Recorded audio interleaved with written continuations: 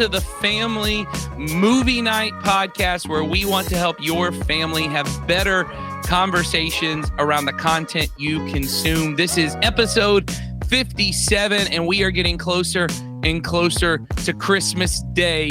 And that means we got to talk about what I think, though it might be one of the most recent Christmas movies to kind of be canonized in classic, kind of got classic status. I think this might be for many people the Christmas movie. We're talking about Elf. I think this movie has kind of overtaken movies like It's a Wonderful Life, A Christmas Story. My dad was a Holiday Inn kind of guy, not Chingy Holiday Inn. I was a Chingy Holiday Inn, right? Was sitting zipping at the Holiday Inn. All right. Anyway, the only person who chuckles at that joke for me is, of course, the hero of our podcast, Buddy the Elf, the Snoop Dogg to my Chingy, featuring on my Holiday Inn. Donnie Dorsey, how are you doing? Doing good. You know, it's a good dizzle. Yeah. I know you remember Holiday Inn, spelled with an E instead of a Y. That's right. Like, I mean, it's not a new word unless you add extra letters or take some away. Was that the only Chingy record? That one that had that and right there on it? Yeah, I mean, and then the One Call Away or something like that. But then, like, oh yeah, Charlie Puth was like, I can make people extra sad. Yeah. Here you go. Well, very good. Of course. And that leads to someone who may not have been alive when Holiday Inn was recorded. Nah, that's probably not true. He was probably like 5 or 6. The villain of our podcast, in this case, James Caan's disgruntled father, Sawyer Hewlett. How are you doing today? Good. James Caan's dad is not in this movie. No, I'm saying James Caan as the dad. Oh. James Caan is the dad in this movie. That. Okay. Yeah. I can live with that. Yeah, I like James Caan. Yeah, he's very good. Yeah, I don't know who James Caan's dad is. Yeah, I'm going, yeah. Okay, very good. Doing good. And of course, the mom of our podcast, trying to rein these boys in. But most importantly, getting to have a this is a top tier mom Christmas character in this movie. Yeah, for sure. I love Buddy the Elf. He's my favorite. And also, my oldest was, especially as a child, very much like Buddy the Elf. Oh, he literally had the bottle of syrup from Cracker Barrel, those little mini bottles he used to carry with us around. Oh, well, very good. Very good. Yeah. All right. Well, we are going to get into Elf. Normally at this point, I would tell you a description of the movie, but I feel like that is just absolutely a waste of our time. You have seen this movie. You probably love this movie. And before we get into what we want to talk about, Donnie Dorsey, why don't you tell them what it is we do on this podcast? Absolutely. So on this podcast, we encourage every family at Community Christian Church to have a monthly movie night to help you and your children build memories and start conversations that matter. The goal of our family ministry is to help you raise your children to love Jesus and his way of life above all other things. And we know that critical to that is for you to have a routine, regular time of connection and shared experiences that'll help you build stronger relationships. And movie nights are great opportunities to do that, because movies are not only an easy way to share laughter and joy and fear and sadness in a safe environment, but they also give us a chance to talk about what matters most to us in ways that are meaningful and memorable with our children. And on this podcast, we want to not only recommend some movies you could watch on your monthly movie night, but give you some ideas of meaningful conversations you can have with your children during or after the movie. And as always, the point of this podcast is not to add one more thing to your to-do list as parents that you will feel guilty about if you don't get to. We just want to make it easier for you and your kids to enjoy being together so that you can build memories and have conversations that matter. So throughout our conversation today, remember, we just want to have fun and help you think through simple and easy ways to share your love of Jesus with your kids. And we think this movie is a great one to do that. This one, honestly, to me, very much like when we did Home Alone, felt like a little bit of a waste of time, because for people who are kind of new to the podcast, as we've said, we really have two purposes with this podcast. One is we want to recommend movies that maybe you haven't seen. This movie podcast really kind of started because, and we've talked about this on other episodes, so I won't go into it. But one of the reasons I don't think I've talked about enough on this was Donnie and I used to regularly have conversations. This would have been like 2018, 2019. About people saying they couldn't ever find good things to watch on Netflix. You remember this, Donnie? Remember we would sit in what was our student room, and people would come in and say, "Oh man, you guys are always talking about movies. I can't find anything to watch on Netflix." Do you remember this? Yeah. And I was like, I just give him that look, like that side eye that wasn't really like meant to be mean because, we were in a student room. So I didn't want to, throw no different vibes. Yeah. And so we would regularly talk about, honestly, and I do still think this is a problem. I think Netflix algorithm is terrible. And the way it recommends things isn't helpful. And so we would kind of be like regularly just suggesting movies that people hadn't heard. And so part of what I wanted to do on this podcast was help families find things that would be good to watch with their kids, maybe start conversations, as we said. And so it kind of feels silly to spend time saying, like, you should watch Elf. Have you heard of Elf? Have you heard of this movie called Home Alone? So that's part of our deal. Everyone loves Elf. I don't even have to describe this movie to you, but I want to kind of start before we get to what our themes are and just let, instead of saying why you should recommend this movie, like, why should families watch this? Because I think families are already going to be watching this. Why don't we just start? And I'm going to actually let the villain of our podcast start because he suggested we did this last year for all the reasons I just said. I said, no, we're not going to cover that movie. Everyone's already seen that. Why are we talking about it? Literally, we started with Home Alone only because I knew people would watch an episode about Home Alone. So let's say, Sawyer, what is it that you love about Elf? I love everything about this movie. This movie came out, I saw it in theaters, one of my very first theater experiences. Because you had to be like 6 when this came out? Yeah, I think so. Was this 2003? Yeah. Yeah, I was 7 by the time this movie came out. And this was one of those theater experiences that this was the first comedy that I saw in theaters. And I was laughing pretty much every single scene. I was like belly laughing every single scene. And to this day, I belly laugh probably 60% of the way through the movie. It is such a funny movie. I'm going home at Christmas time, and this is just going to be one of those movies that we're going to sit down and we're going to watch together. When I was a little kid, this was a movie I would put on in July, and we would call it Christmas time in July, and we would watch Elf. And this is just one of those staple movies, kind of like you said. It's like one of the just classic Christmas movies.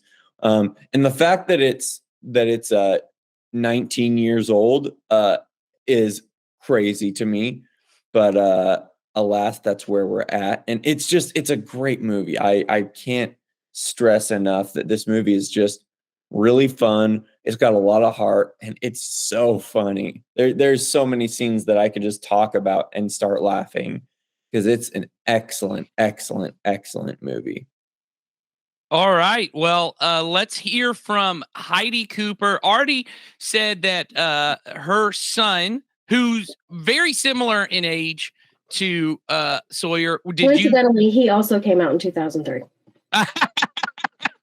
Yeah. Well, there you go. So, I feel like it's yeah. One and the same. So talk for a minute about what your love of this movie is. You already talked about there's a little bit of mom feelings around it, I'm sure, with your son. History. Yeah, like I used to watch this movie every year when he like got old enough to sit through a movie. Of course, he was watching it with me, and like we just loved it. We would I have like a video of him like wearing a Christmas box, like just he's just all about Christmas. He loves this time of year, like loves the like joy of it. And I think like that, kind of is, I mean, he's definitely changed and grown up, but that he still, loves like getting together and seeing everybody and all that. I think for me, like this movie just, it is I every time I watch it, I laugh. Like I've seen it a million times, but I watch it, I laugh every time. And this last time was the first time that I watched it with my two younger kids, and they want to watch it like every day now. And like the elevator scene is their favorite, or escalator, when he's Oh, yes. avoiding the escalator and keeps going. They died laughing at that, and it was just so fun to like watch it with them and see them enjoy all this stuff that I've been enjoying for almost 20 years. That is awesome. I love that. And then, of course, Buddy the Elf himself, the hero of our podcast, Donnie Dorsey. What is it that you love about Elf? I mean, y'all know I like comedies and I like to laugh and all that stuff. And anything that can almost immediately put you in a good mood, that can, like, no matter what's going on, like you could have had the worst day and just like you turn on the movie and you're like completely forget about it because of the laughter that you get from that. That's a movie I'm always gonna like to throw on and enjoy.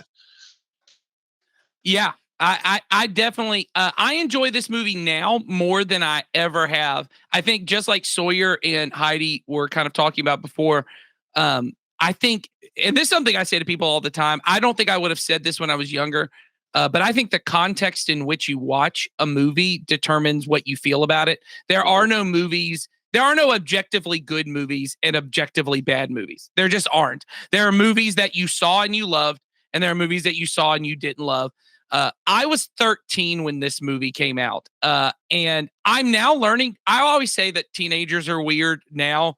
I think I must have been weird in that I was fully an edgy 13-year-old. Like, I was very much like Will Ferrell's in a Christmas movie. Oh, yeah. Oh, it's PG? Like, Will Ferrell, I mean, because people got to remember, Will Ferrell at this point hadn't made Daddy's Home or Kicking and Screaming or anything. He's the Saturday Night Live guy. I had been watching Saturday Night Live every Sunday since I was 7 years old. So that's probably more explains a lot about my life. But like, we would always just sit and watch Saturday Night Live. And so like every edgy thing, that was who Will Ferrell was to me. Like, Will Ferrell was Alex Trebek on the Jeopardy sketches. Like, he was lampooning George W. Bush at the time. Like, that's who he was for me at 13. And also very important to me in 2003, in August of 2003, Chingy released Holiday Inn. And so I was much more vibing with the Chingy vibe than Elf. And so probably like, I don't think I even watched Elf until I was maybe 18 or 19.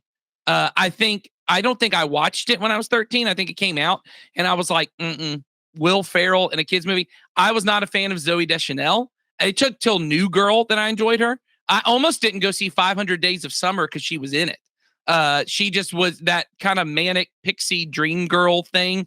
Didn't work for me. I love her in New Girl. So this movie had all the reasons for me not to. So I have for a long time had a bad taste in my mouth about this movie. Nothing about the movie itself. I cannot divorce my feelings of the movie from the age I was when the movie came out. But now that I have kids and have watched it several times with them, it is a movie that I just really enjoy because of how sweet it is. It is a really sweet movie. And I think that's honestly the best thing I can say about it is there aren't a lot of movies that are this genuinely, and this will get to what we're talking about, but almost naive and childlike. Like this movie, I mean, we're not going to get into anything. I will say this, spoiler warning, if you're watching or listening with your kids, I won't go deep in this. The way this movie handles the big red man is so confusing to me. But it's because it's from a childlike perspective. Like, the more you think about the finale of this movie and about the Santa-o-meter, the less it makes sense. But that's because it's coming from a childlike perspective. And I don't mean that as a criticism. I mean that as I think that's sweet. I think you're not supposed to think about any of it like a kid. But Nathan at 13, 18, that's all I could think about. This movie makes no sense. How does that work? Explain it to me. So I would say I think this movie is very funny, very sweet, has an all-star cast. I don't think anyone's mentioned that yet. I mean, just knocking it out of the park. Kyle Gass and Andy, what's his name? From the Conan O'Brien show as the writers. I'll think of it in a second, but they are just apt. Every time they're on screen, they kill it. And you can't get past James Caan being absolutely wonderful. So none of us have to recommend this movie to you. It's a great movie. You're already watching it. So the question is, what are good takeaways from this movie? Because I would say by and large, the number one takeaway is, and we've talked about this before, and I want us a chance to have this is just a movie to watch and have a good memories with your kids. And that on its own is a good enough reason. Like just to, as Heidi already kind of said, and you already heard her say, like the kind of nostalgia she has around it. Sawyer kind of mentioned, his family, this just being like when he thinks about this movie, I mean, is this fair, Sawyer? I'll let you talk about it. But when you think about this movie, you can't, just as I can't divorce this movie's feelings from the way I felt when I was 13, you also can't divorce it from thinking about your family. Oh, 100%. I think that's actually I think something that the movie taps into a little bit. Buddy has this longing. The main character, Buddy, has this longing for his family. And it's a very messy situation. And yet he can't avoid it is the thing. And I think the movie is very much about figuring out how to deal with these messy families and stuff like that. And Buddy is going to do that. And he's not going to, the main redemption that happens is with the dad character, the James Caan character, because he doesn't want to deal with the mess of his family. And Buddy is like, I'm not going to let you ignore that. That's the main conflict in the movie. If you want to go all analytical on this movie, the main conflict is Buddy is like, no, we're going to deal with the problems. And James Caan is like, I'm not going to deal with it. No, get out of my, there's the big sad part is when James Caan screams, get out of my life and stuff like that. It's a dramatic moment, but I think that's kind of what this movie's all about, this relentless optimism versus the adverse. So, yeah. So I think this movie, and here's where I think, and we've said this before, the reason movies are so powerful to build memories is, and I don't remember where I saw this research, but I was in college the first time I'd heard about it, which is you are more likely to remember something if you had a high emotion, whether it be sadness, fear, or laughter.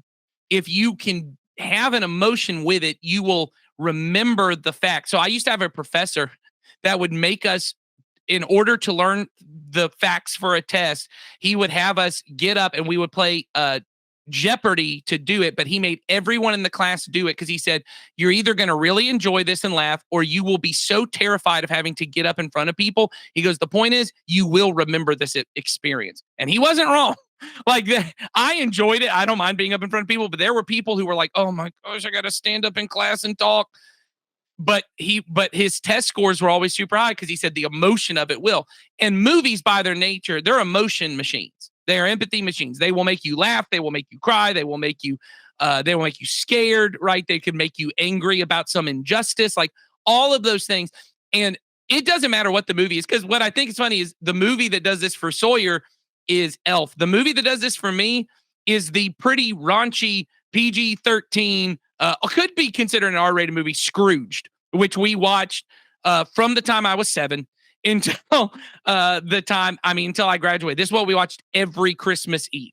There's a pretty raunchy thing. That movie itself is not a very sweet movie, but I have very nostalgic feelings because I remember Christmas Eve watching that with my family, and I watch it still every year because it's so emotional for me. So it doesn't matter what the movie is you pick to do it with, you will have those feelings of creating those moments in your family are vital. So that's one thing we just wanted to say about this. This movie Enough could just be the movie you and your family watch every year. As Heidi already said, Sawyer already said, it could be just a moment for that. But there is another part, and this is kind of what Sawyer already teed up a little bit. We think this movie, what is so special about it is And I like the way that you said it. So your relentless optimism of Buddy the Elf. He is almost naive from an adult point of view about the way that he interacts with the world, because Buddy believes the best about everybody. Buddy goes into almost dangerous situations believing the best about every person, right? He is sweet, right? He is generous. He is kind, just like a child would be in every situation. And what we want to talk about is there is a way that when a child does that, everyone thinks it's cute and sweet. But what everyone knows is that's going to go away at some point. And that's why it's cute and sweet.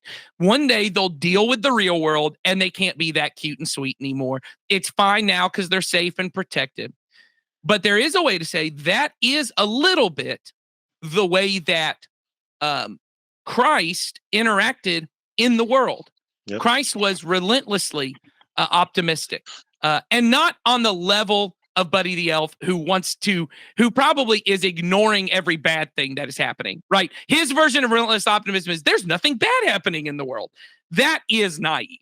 Christ did not have a naive, relentless optimism, because Christ was very much aware of the injustice going on to the poor, right? To people who were outcast, all those kind of things. And we even see that he's angry about that kind of injustice. But with all of that, he always knew my Father's in control. My Father is generous, and he is always working for good. And so Christ had joy and he had peace. And so I don't think the question of this movie, and this is what I want to talk about, is not how do we teach our kids to be relentlessly optimistic? Because if you've got young kids in the house, they are relentlessly optimistic. It's just part of it. I think the question of this movie is how do we create households where we contain the optimism, the hope, the joy, the peace of Christ's kingdom in a world that tells us, and especially if you've got teenagers, they're starting to hear this, if you're not angry, you're not paying attention. There's so many bad things going on in the world. You have to be outraged. You have to be angry, right? Everyone's so offended. You got to be offended, right? Where there's so many things going on, you got to have anxiety. You got to be freaked out. You got to be scared. And anyone who tells you, well, I trust God, they're naive, right? They're not really thinking it through. How do we create households that really do trust, that can have joy, that can have hope, because we really do trust that God is in control? And our point, and this is now where I want to turn it over to my co-host here, is that this has to start with the parents, because kids are the ones who are relentlessly optimistic. But I will say this, and I don't want to just, because it actually frustrates me some how much we kind of like treat children as if they are gods unto themselves. Children are relentlessly optimistic because they're naive, because they don't know things. Kids, it is not relentlessly optimistic to stand in the middle of the street and go, well, no car will ever hit me. That's naive. They don't know how the world works. It's easy to be relentlessly optimistic when you're Buddy the Elf and you don't know how things work. It is difficult to be relentlessly optimistic when you are the Son of God and know all things in people's hearts and still choose to say, I'm going to believe the best. I'm going to love. I'm going to serve. I'm going to be joyful. So the parents are the ones who have had all the experiences to tell them this world is a dangerous, unsafe, mean, ugly place. How do we as parents be joyful like Christ? So let's open on that. Anybody want to start? Heidi raised her hand very politely, raised one finger. So Heidi's going to start. I'm still learning podcast etiquette. I'm kind of behind the times on that stuff. No, I think the first thing that I thought of as you were talking about that is, when you were talking about Jesus knows the hearts of man, he knows what, the people are thinking when they're talking to him, and the words that they're, constructing with their, little feeble minds. To him, that's what it would look like. I see what you're doing there. And I think the thing that I've kind of, two things that I thought of was like, one is that he saw us, or I believe God sees us as almost like parents look at their kids, so he sees the evil that we do grieves him. However, you can't look at your child and not love them. You can be so disappointed in their behavior. You can be just, wrought with fear over what it might, bring about or whatever, but you still love them. And I think that's kind of the way that if we can try to teach our kids, obviously you're not going to feel that sense of love towards everybody that you meet in your life. However, you can try to keep that in the forefront of your thoughts, that's how God sees them. And he wants me to see them the same. He doesn't want me to look at them and see all the evil. He wants me to look at them and see his child who he loves dearly. So I think that is part of it. But I think another thing you said made me think, I try to remind my kids that just because something disappointing or, maybe frustrating or sad happened, as long as we have time, as long as we're living, then the story isn't done. So God tells us in his word that all things work together for good for those who are called according to his purpose and those who love him. And I probably botched that verse, but you guys know what I mean. And, it's good. No, you're good. And I think if we can try to remember that, then we live in a state of, well, the story's not over. I can remember the most devastating times in my life. And when I focused on this isn't over, there's more to this story, then everything just looks a little different, Yeah. Well, and I think the thing you said there that's really huge, Heidi, is the part about that Romans 8 verse of all things working together. That is our motivation to help the problems in this world, is that we believe God is working all things together. And part of the way God works things out is he motivates people like us. And this is one of the most frustrating things I see. And I mean frustrating, not angry. Frustrating. It's just when you see someone banging their head against the wall on the same problem. Our generation, I'm talking about primarily millennials, Gen Xers, even baby boomers, parents and grandparents.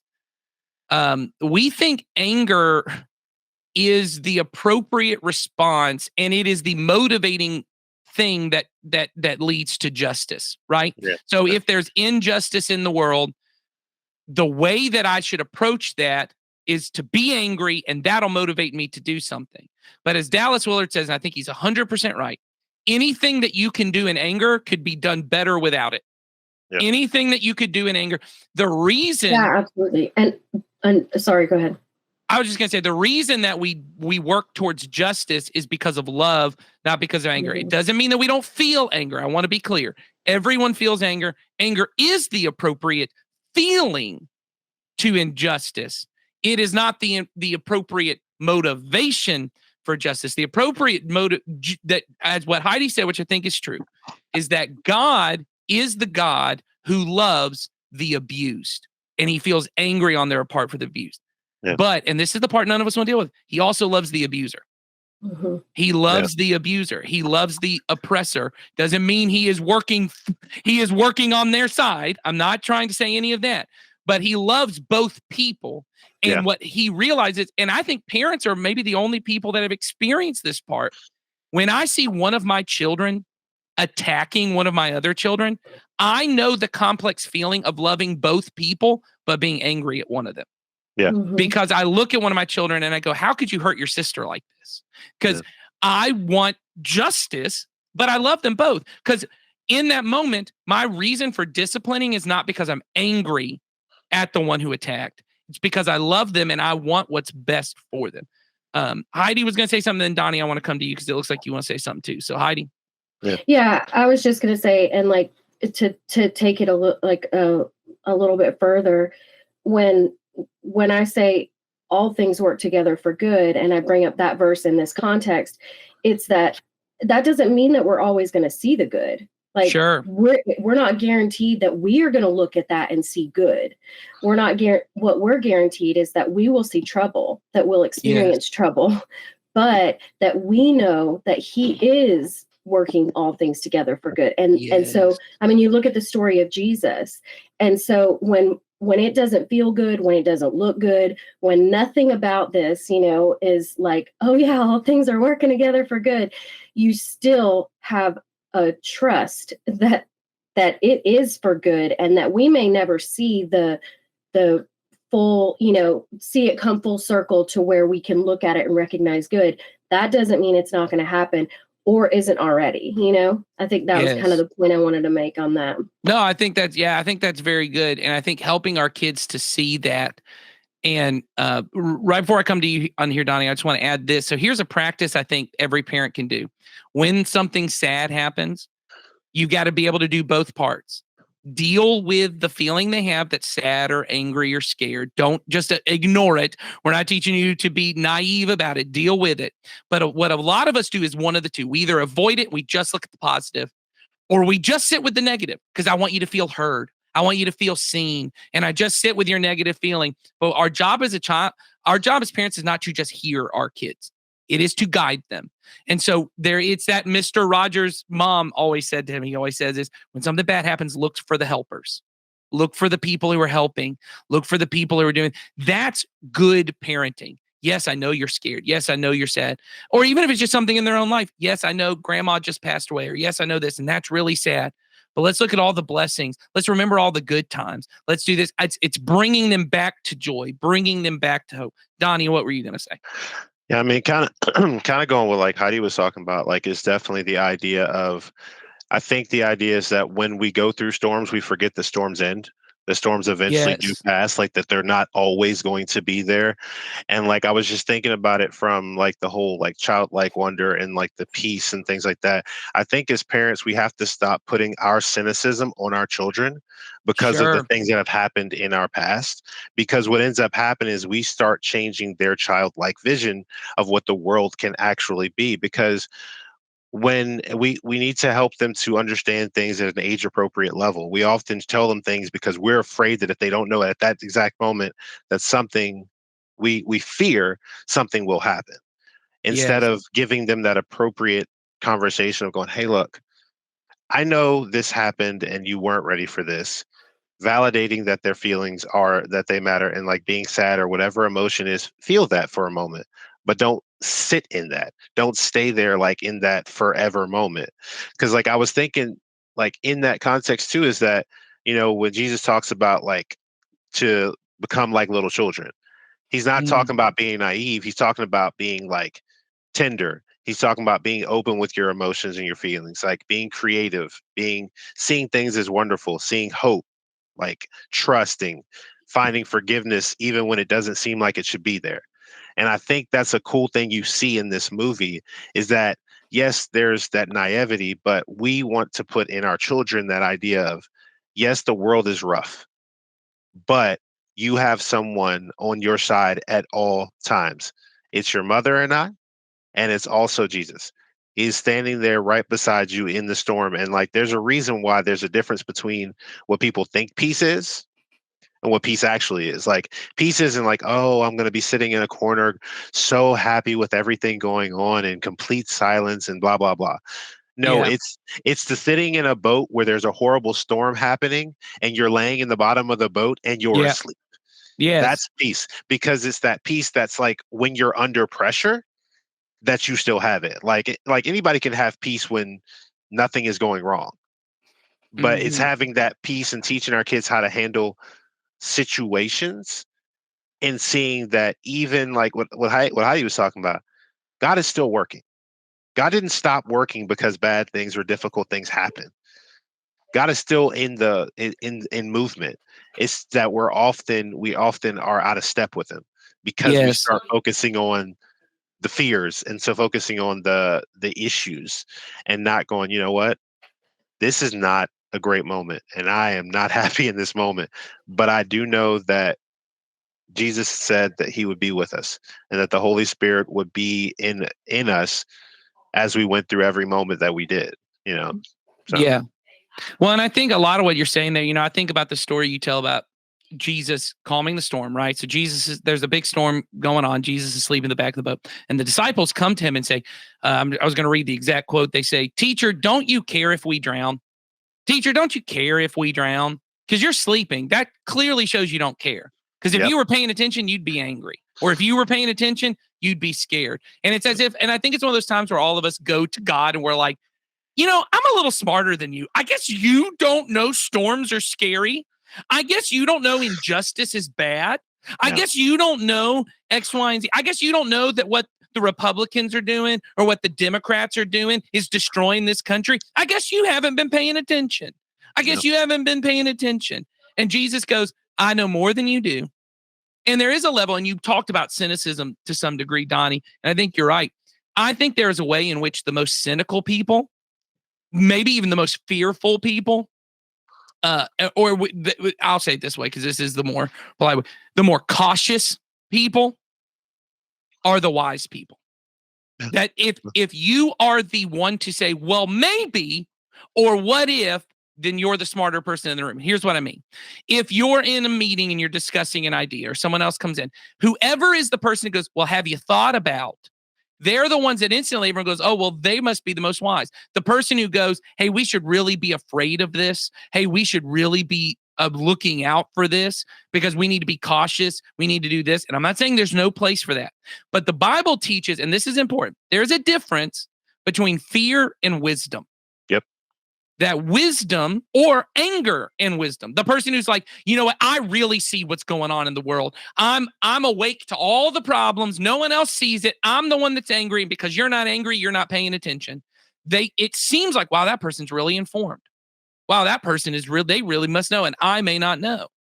Wisdom is the ability to discern between information and see the reality of what's going on. Because if a person came to me and goes, well, what if while you're cooking bacon, the grease jumps out of the pan, pops up, and sets the kitchen on fire? Because you know what? I read that actually happens sometimes. Yeah, you're right. That has occasionally happened. That does not make you wise if you go, from now on, I will never cook bacon. Because sometimes, and in the smallest percentage of cases, you're not the most wise person because you have figured out sometimes a bad thing happens. Yeah. The wise person is the person who's able to look. So I think and be able to say, let's make proper precautions that are appropriate to the risk that's involved. And that's a big deal. I remember before when we had our very first daughter, Steve Clark said to me, Nathan, I hope that you don't use fear language with your kids. And I said, what is fear language? He said, be careful to not say, hey, be careful. Hey, please be careful. It's icy out. The deer are out when you're driving, because what you're teaching your kids is there is danger around every corner. This world is a dangerous place and you need to be vigilant. And I don't know if you guys I've seen this, but a lot, I see this on TikTok a lot now. People are trying to now counsel people who are hyper vigilant. They live in a state of hyper vigilance. And it's not people who have, it's the effect of having PTSD without any trauma related to it. You are just constantly vigilant of dangers around, troubles around. I need to be scared. And it's because there is a way in which we teach our children, and no one ever sat down and said, this world is a dangerous place and you need to be afraid. They caught that. No one taught it. They caught it. Yeah. They caught mom's always scared of everything. Dad's always scared of everything. They want me to be scared. So that's one thing. But I want to kind of get off fear because we kind of talked about that. I think the biggest thing that Buddy the Elf brings is that he believes the best in people. Yep. Buddy lives without judgment. And I think one of the biggest things we can do as parents is to help our kids live without it. And so here's the current one, because we've been in it. Political ads are all over the TV. Mm-hmm. And regularly my kids will go, so is that man a bad man? Mm-hmm. Is that man a bad man? Why would anyone vote for that man? They said he did this. And then a different political ad comes on. Well, he's even worse than the last guy. Who would vote for that person? And I try my best to be as careful as I can. And the first thing I say is, I don't know if that man's a bad man. I've never met that man. And anyone can get on TV and say anything they want about anybody. Yep. I don't know. Because I've never met him. Yeah. And then the other side of it is, why wouldn't anyone vote for him? And I try as a way to help teach them. Well, some people think this way. Well, why would they think this way? I actually don't know. You'd have to meet people and ask them questions to be able to know. Because there is a way when you see a Republican ad and it comes up and you see a thing and people come on and go, if I am not on the right, I go, well, you know what? They don't care about poor people. They don't care about people who X, Y, and Z. And people who just don't, that's who votes this way. You don't have to care about this. Or if you're on the other side and they're more left leaning, they don't care about God's law. They don't care about morality. They just do whatever they want. They want to give things away. And you try to come up with the most critical account of the people who aren't you. Yeah, it's funny. Oh, go ahead. I had a conversation, interestingly enough, with my daughter yesterday. We were talking about, like, if something happens, like, say, for instance, someone stole something and they didn't bring it back. And her immediate response was, I would punch him. I was like, whoa. I was like, why? She's like, because they did something wrong. I was like, okay. But and I paused for a second. I said, think about this. I said, look at the opportunities. And I gave the example of Jesus at the well with the Samaritan woman. I said, look, everyone didn't like them. Jesus is standing at this well, the disciples are off in town, and this woman walks up. She's like, uh-oh. And he knows her story. He knows all the stuff going on. He knows everything that she's done, where she's been. But he didn't go, you is a terrible child. Get out of my face. What he did was he welcomed her. He started with love. He started with a conversation. He started to get to know her through her conversation and words. Well, and you know what he did was he asked questions. Exactly. He asked questions. He didn't start with what he knew about her. Exactly. He started with, go get your husband. He didn't say, I'm not going to tell you go get your husband because I know what's going on. Yep. He's giving her the chance to come into the situation, to ask questions, to draw the person in. And so here's because I always want to get to practices. As a parent, the best thing I think we can do is to not answer every question and to tell them, well, go ask. Go find out. So you see a person, they're from a different culture. They've got a head covering. Why do they wear that? Why are they doing that? Instead of going, you know what, I don't know, and you go into whatever your reasoning is on any side of why a person looks different. What if you said, I don't know, you want to go ask them? Yep. That's the most powerful thing. That's so powerful because people, as parents, I know growing up, I had a lot of adults that did not say, I don't know. Mm-hmm. And they would just give me answers that they had either experienced or thought they experienced or thought they knew. That is the most powerful thing. I would rather someone tell me I don't know than give me some made up or convoluted answer. Like you said, like going to them and saying, hey, well, why do they wear that? Go ask them. Ask questions, because it's that idea that, hey, I'm going to tell you what you think, or I can let you understand the world and I can be there to help guide you and give you these opportunities. Like, and it's just, that's such a, like, that just like resonated with me, because I'm like, too many people are afraid to say, I don't know. Well, and I think it's not even just afraid. I don't even think saying I don't know is the hard part. The hard part is then going and asking a stranger a question. Yeah. The hard part is then going over to someone and you're afraid you're going to be culturally insensitive. And you're afraid that these going to be things. But anyone who asks a question in a genuinely gracious way, hey, tell me about, I hear your accent. Tell me a little about what's going on. And it's not in a aggressive way. It's not in a judgmental way, especially when it's a child. I was just about to ask Heidi, what's going on with your dog? Because he just unmuted you. He did. He had something to say. Anyway, I think being able to teach our kids, so even small things. Why did so-and-so not come to Thanksgiving? Well, you know them. You know what their deal is. I don't know. Maybe we should ask them. Because what you're teaching your kid is, when you don't know something, don't fill in the blank about this person. You don't know everything. Jesus knew what was in the hearts of people. We don't. Yeah. And the best way to be judgment-free is to assume even this person who did a bad thing, they have a story that I may not know. And so the easiest way to love them is to assume or to believe the best, not to assume the worst, but to believe the best. And I think the way that we do that is we model it. So someone cuts you off in traffic, they're not an idiot. You don't know them. You don't know them. You got to be careful what you say in the car. Everyone else is not an idiot, right? I watched one thing I wanted to add, like what I'll do with my kids in situations, because I'm a big question advocate. So I kind of have that practice in place. But when there's situations where the question is, you can't ask the questions, is I'll say, or they are jumping to a conclusion already. I try to remind them, we don't have all the information. So your example, traffic, like somebody cuts you off, like, oh, I can get mad, I can overreact to that, but I don't have all the information. I have no idea what's going on in that person's life. I'm going to assume that they're the kind of person who cuts everybody off, but it could be that the person in the back seat is sick and they're trying to get them to the hospital or something like that. I don't know anything about their lives, but I can, and I'm not going to, but I can choose to assume the worst, or I can choose to assume the best. And I think that when we don't or can't get all the information, that we have to make a conscious choice. You're talking about wisdom earlier, and it is knowing, and it's also still choosing to know that you don't have all the information, and you are going to assume and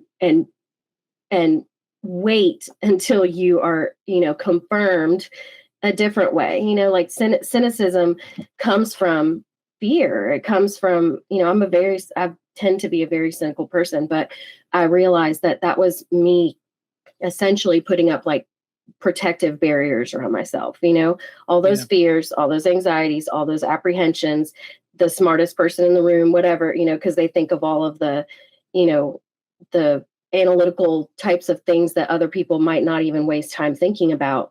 But those things don't change ultimately. Like there's so little that you can actually control. And so in situations where you can choose to get angry, or you can choose to say, we don't even have all the information. We're jumping to some conclusions here about this person or about this situation, and we don't even know them, don't know all the information. So I think that's another kind of step that we can take as parents, to just remind ourselves and them that oftentimes we don't know everything there is to know about it, Yeah. Great point. Well, and I think so, to kind of wrap it up, I think the things that we want to be able to lead our children to is to be joyful and loving. And the things that really lead to that not happening is to objectify people. And we tend to think of objectification as something that only happens with like lust and sexuality, but it's what happens with contempt. When I choose to judge a person and decide I know everything I need to know about you from what you post on social media, or who you voted for, or the way that you wear your clothes, or the way I've seen you talk to people, or whatever. But for us to be like the God who loves, as we've said, both the victim and is angry about what happened to the victim, but also does love and want good and want the reforming of the person who victimized the victim. We have to be able to be people who choose to say, I will not judge you. I will not hold you in contempt, no matter what you've done, no matter who you are. I will love you. And I will not approach every situation with fear, because fear does not lead me towards love. It does not lead me to be the kind of person, but perfect love drives out fear. And that's what we want to teach our kids. But the truth is, you talking to your kids about it won't matter, because what matters is what gets caught. It is what they see you do. That is who they will become. They will either become a reaction and a push away. I will not be like my mom. I will not be like my dad. Or they will emulate you even if they can't help it. And so we want to help our kids emulate Jesus by imitating us. And so I hope you guys will join us next week when we talk about this is a very special episode for Christmas of the Family Movie Night podcast. We'll talk about that next time.